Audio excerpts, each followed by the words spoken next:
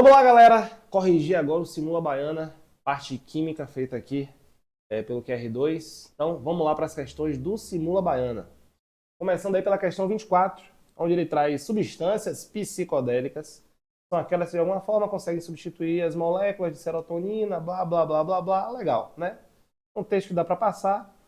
Vamos lá para as moléculas de serotonina e de bufotenina. Bufotenina. Considerando essas informações associadas aos conhecimentos e propriedades dos compostos orgânicos, é correto afirmar o quê? Que as estruturas que representam a serotonina e a bufotenina apresentam a mesma fórmula molecular, sendo isômeros de cadeia. Galera, a mesma fórmula molecular fica demais, né? Porque aqui, por exemplo, nesse grupamento amino, eu tenho somente dois hidrogênios, enquanto que aqui eu tenho dois grupos do tipo metil. Se você observar, o resto é todo igual. Então, tipo, não dá para dizer que tem a mesma fórmula molecular, justamente porque ele tem dois carbonos a mais. Então, esse item aqui é um item falso. Bom, também não são isômeros de cadeia, porque não tem nem a mesma fórmula molecular. Nem são isômeros. Letra B. O grupo amino presente no ciclo do bufotenina apresenta maior força básica quando comparado ao grupo das partes acíclicas da mesma estrutura. Então, grupo amino presente no ciclo da bufotenina. Então, tem a bufotenina, você vê que é uma amina terciária, que é aquela mais fraca, né? Terciária é mais fraca que a primária, que é mais fraca do que a secundária. A mais forte é a secundária. Então, esse grupamento amino presente tem maior força básica quando comparado ao grupo amino da parte acíclica. Na parte acíclica, a gente tem... Cadê aqui, ó? Deixa eu ver. O grupo amino presente no ciclo. Ah, desculpa, é no ciclo. Tá? Então, no ciclo, é esse daqui, ó. Se ele está pedindo no ciclo, tem que ser esse daqui. É uma amina secundária. Boa. É a mais forte que a gente tem. Então, a amina do ciclo, presente no ciclo, apresenta força básica maior quando comparada à parte acíclica da mesma. Então, essas aminas aqui, que são aminas secundárias, são mais fortes do que as aminas primárias que tem aqui, ou essa daqui que é uma amina terciária. Então, essa letra B deve ser a verdadeira, tá? Porque a amina cíclica é secundária e ela é mais forte do que a primária e a terciária. Letra C. A solução aquosa que apresenta a serotonina possui pH maior que 7. Serotonina maior que 7. Aí você vai falar assim, ó, pô, aqui tem um grupamento amina, aqui também. Pode até ser. Cuidado, porque tem um grupamento fenol, e esse grupamento fenol, na verdade, a gente tem a molécula que apresenta essa estrutura do fenol pode apresentar uma característica ácida. De forma que ele me diz que esse pH maior que 7 decorre da ionização do grupo hidroxila. Não pode ser, né? É por conta da formação do grupo hidroxila pela amina, não pelo fenol presente na estrutura. Então, por isso que está falso. Letra D. A molécula de bufotenina apresenta ligado ao nitrogênio acíclico, bufotenina, ligado então ao nitrogênio acíclico. Deixa eu tirar isso daqui, que é esse daqui, ó. Esse nitrogênio acíclico. Vamos ver o que ele pede? Dois radicais de nomenclatura etil. Não vai ser etil, vai ser o metil, tá vendo? É um carbono só. Um carbono separado do outro. Letra E. O número de carbonos saturados da estrutura da bufotenina é o dobro do número de carbonos da mesma estrutura. Carbonos saturados e insaturados, tá bom? Vamos ver aqui. Quantos carbonos insaturados? Insaturados. 1, 2, 3, 4, 5, 6, 7, 8. 8. E número de carbonos saturados, vou riscar aqui de azul. 1, 2, 3, 4. Tá?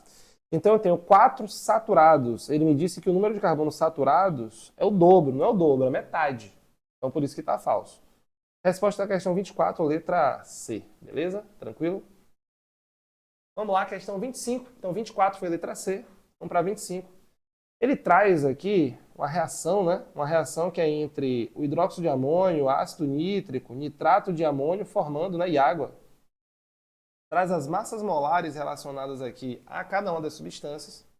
Ele pergunta a quantidade máxima de nitrato de amônio que pode ser obtida a partir de 5 mols de hidróxido de amônio é de 80 gramas. Bem, pela reação que nós temos aqui, cada 1 mol de hidróxido de amônio vai acabar gerando aqui quantidade de nitrato de amônio, 1 mol também, né?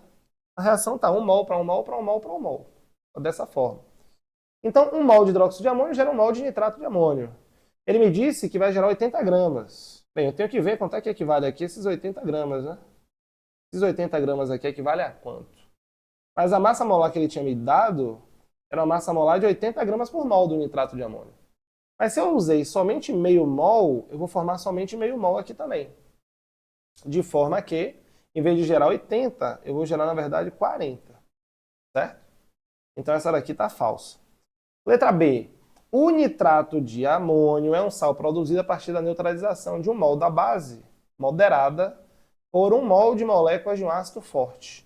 O ácido forte mas a base não é moderada, a base é fraca. O hidróxido de amônio é uma base fraca e não moderada, como ele trouxe aqui, por isso está falso. Bom? A adição de 70 gramas de hidróxido de amônio a uma solução contendo 126 gramas de ácido nítrico forma um sistema químico com excesso de base. Vamos ver? Se você pegar aqui a proporção que nós vamos ter, ele me deu a massa molar de todo mundo, né? Das 3 espécies necessárias, só não me deu da água, que não precisou. E aí o que a gente vai analisar? NaH4OH tem uma massa molar de 35 gramas. 35 reais com 63. Essa é a proporção ideal. Se ele está me dizendo aqui que vai reagir 70 de hidróxido, 70 é o dobro.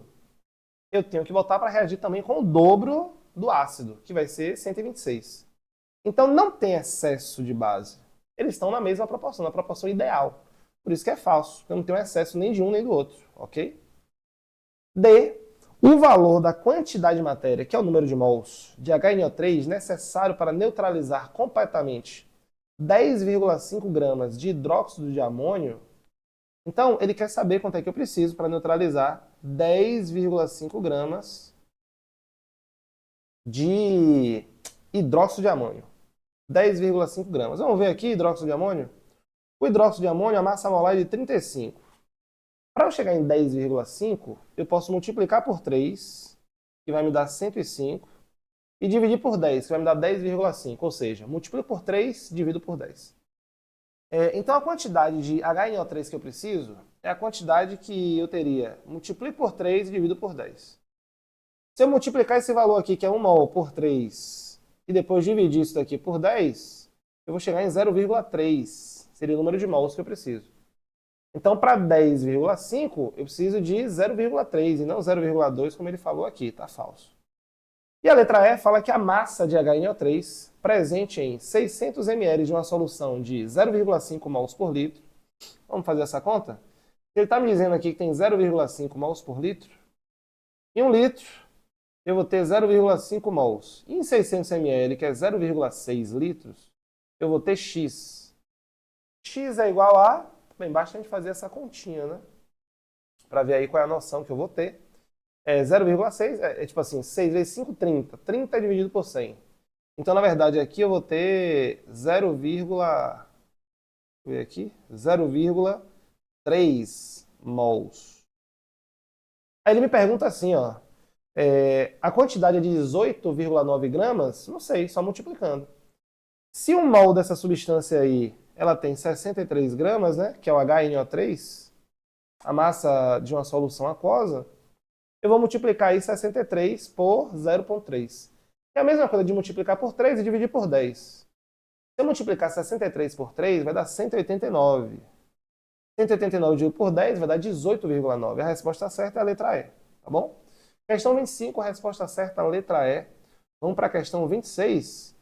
É uma questão que fala aqui sobre glicose, fala sobre o glicogênio, que é formado aí a partir da glicose, e o metabolismo da glicose, que leva ao ácido pirúvico, que é um ácido carboxílico, tá? Que é queimado, oxidado, e gera CO2 e água. O ácido pirúvico aparece na sua estrutura os grupos funcionais do ácido carboxílico e do éter. Éter não rola aqui não. Se você for abrir a estrutura, ela vai ficar mais ou menos assim, ó. C dupla O, C dupla O, OH. Então tem uma cetona e não éter. Por isso que está falso. Letra B. O processo de transformação de glicose em ácido pirúvico envolve a redução do número de oxidação. Galera, a transformação para o ácido pirúvico vai levar na transformação de um ácido carboxílico.